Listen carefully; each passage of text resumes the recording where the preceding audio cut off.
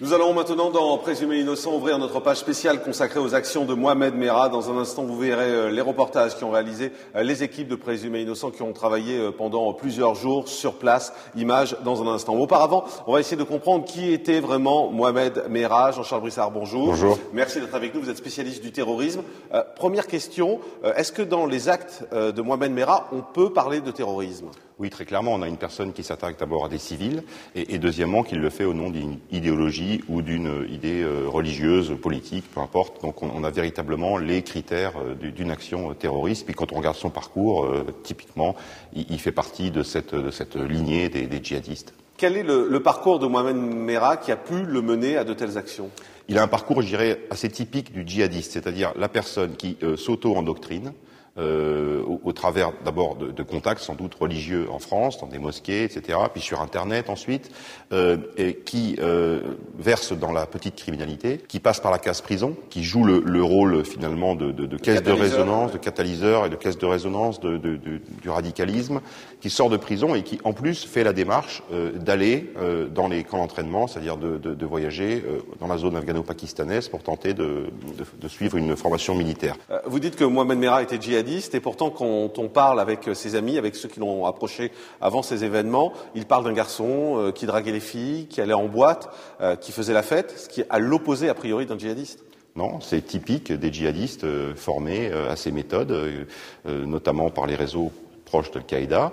On se souvient sans doute, vous vous souvenez, que Mohamed Atta, Ziad Jarrah et d'autres kamikazes du 11 septembre avaient une vie sociale parfaitement normale, qui fréquentaient également des boîtes de nuit, qui fréquentaient des jeunes filles, qui sortaient, qui buvaient même régulièrement.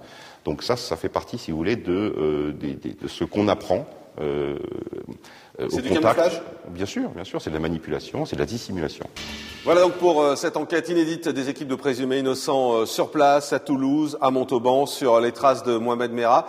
Est-ce que Mohamed Merah était un loup solitaire ou il faisait plutôt partie d'une bande organisée ?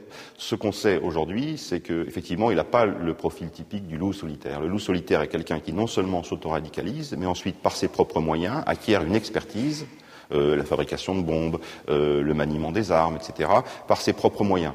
En l'occurrence, on a une personne qui a fait une démarche qui est atypique, pour le coup, c'est de voyager dans la zone afghano-pakistanaise pour s'entraîner. Donc il y a déjà l'appui, le soutien, l'apport extérieur. Est-ce qu'on peut penser que Mohamed Merah a été manipulé par des groupes étrangers ou alors tout se passait dans sa tête quand il était en France ? Il est encore vraiment trop tôt pour le dire, parce que l'enquête, aujourd'hui, elle se focalise sur précisément l'environnement de Merah, à la fois en France et surtout à l'étranger. C'est-à-dire, il est très clair, par exemple, lorsqu'il voyage dans la zone afghano-pakistanaise, qu'il n'a pas pu le faire seul. Personne ne peut voyager seul au Waziristan en prétextant d'un voyage touristique. Ça, c'est pas possible. Est-ce qu'ils sont beaucoup en France à avoir ce parcours ? Beaucoup non, on parle d'une centaine d'individus qui ont à peu près ce même profil, c'est-à-dire qui sont autoradicalisés, qui ensuite ont tenté ou sont allés combattre sur les zones de guerre en Irak, en Somalie ou dans la zone afghano-pakistanaise. Ces 100 individus dont vous parlez, ils sont connus, ils sont fichés, ils sont recensés ? Oui, parfaitement. Il y a des surveillances alors téléphoniques, des surveillances informatiques, il y a des filatures également. Est-ce que ça veut dire qu'aujourd'hui on a déjà déjoué des attentats, des tentatives peut-être similaires, sans qu'on le sache ? Chaque année, on déjoue une dizaine d'attentats en Europe, et au moins 2 ou 3 sur le sol national, bien entendu.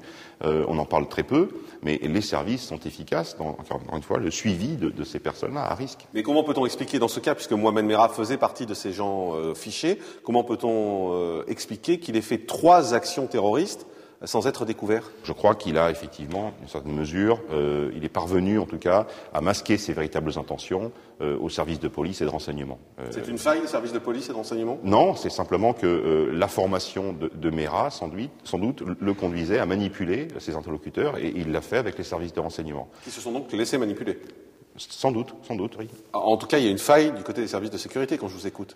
Il n'y a pas une faille. Il y a une erreur d'évaluation. Il n'y a pas une faille. Et il y a une manipulation qu'ils n'ont pas pu découvrir. Je ne crois pas qu'on puisse parler de faille parce que, encore une fois, le renseignement n'est pas une activité scientifique, c'est une activité humaine. On évalue une personne à un instant T. Il a été évalué comme inoffensif, en tout cas insuffisamment préparé ou psychologiquement pour se lancer dans une entreprise d'envergure.